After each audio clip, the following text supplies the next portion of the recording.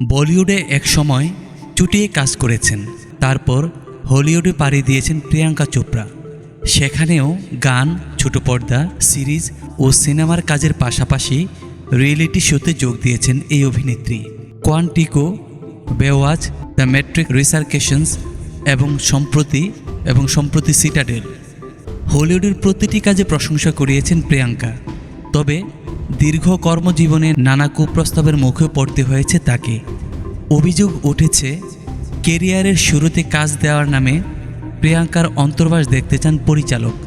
ঘটনাটি 2002-03 সালের দিকের। তখন অভিনেত্রীর বয়স মাত্র 19। প্রিয়াঙ্কা বলেন, একটি সিনেমায় আন্ডারকভার এজেন্টের চরিত্রে অভিনয় করছিলাম। ছবিতে পোশাক পরিবর্তনের একটি দৃশ্য ছিল। সেখানে বেশ কয়েকটা পোশাক পরতে চেয়েছিলাম আমি, কিন্তু পরিচালক নারাজ। তিনি বলেন, তোমার অন্তর্বাস দেখাতে হবে, না হলে কেউ ছবিটা দেখতে আসবে না। সামনের সিটে বসে থাকা দর্শকও দেখতে চাইবে না। যে ভাষা ও ইঙ্গিতে পরিচালক কথাগুলো বললেন, তাতে অভিনেত্রী স্তব্ধ হয়ে যান। আর একবার বা দুবার নয়, প্রায় 4 বার অন্তর্বাস দেখানোর কথা বলেন। মাত্র 2 দিন কাজ করেই সেই ছবি থেকে বেরিয়ে যান প্রিয়াঙ্কা।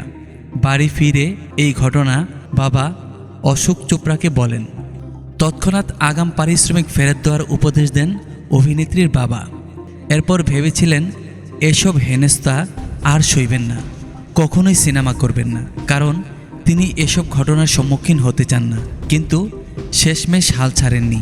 এমনকি নিজের আলাদা একটা পরিচয় তৈরি করতে সক্ষম হয়েছেন এই অভিনেত্রী।